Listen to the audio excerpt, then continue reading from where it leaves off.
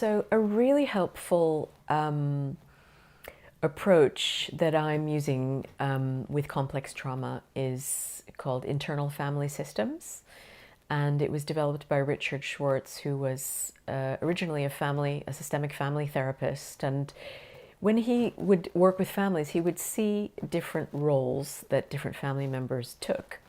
And he would identify them in the family system. And then he began identifying those same roles in individuals.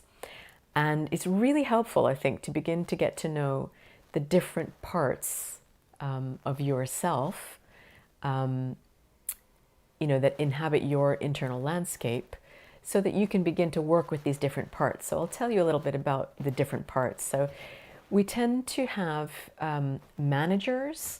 So they're parts that have a kind of long-term strategy. So, we might have a perfectionist part who's an overachiever and overcompensating and just trying to get things right and to do well and to please others and get validation. And that may be a way of avoiding feelings of shame or defectiveness or low self-esteem. So what's important is to understand that each of these parts is trying to protect us in some way. And when we can understand how they're trying to protect us, what role they are serving for us, and what they need so that they can relax and step back a bit, they can transform. And I'll give you an example of this. But let me tell you about some of the other parts first.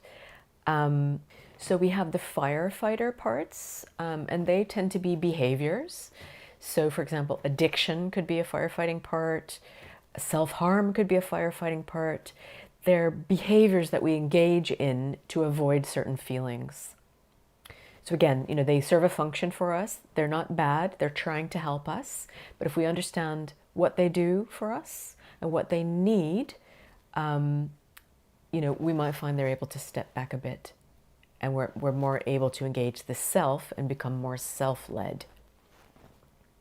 Then we have the exile parts, and they're the parts that we kind of just don't want to know anything about. They tend to be painful child parts. For example, parts that might feel shame or anger or vulnerability. And we call them exiles because we just basically don't want to know them, and we tend to push them to one side. But they have a lot of power when we avoid them because they kind of grow and get stronger there. They need to be seen and heard and acknowledged.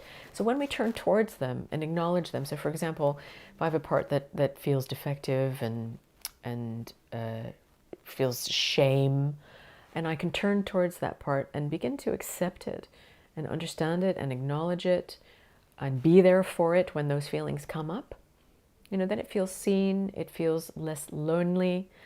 When we're children and we have very difficult emotions, we can't process them on our own. And when we're left alone with difficult emotions, you've probably seen a child having a tantrum, that sort of thing. They don't know how to process them on their own. They need an adult to help them to process their feelings. And that's what we're doing when we're turning towards our child parts or our exile parts and approaching them from the self, giving them what they need, so that we can be more self-led. So the self is the part that sees the other parts and can relate to them consciously.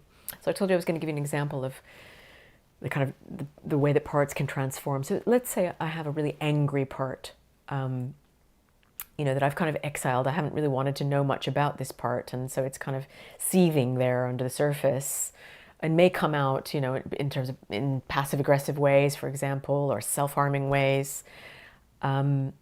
But if I engage with it and I give it some space and I begin to understand, where that anger is coming from, what that angry part needs, and I begin to attend to it and give it what it needs. So for example, it might need me to set some boundaries with other people and their behaviors. That can transform into actually a very healthy dynamic. I'm informed by the anger and the angry part and what it needs, and so I'm setting boundaries, and so that part is feeling seen and heard and less angry. So it's an example of really transforming anger into assertiveness. So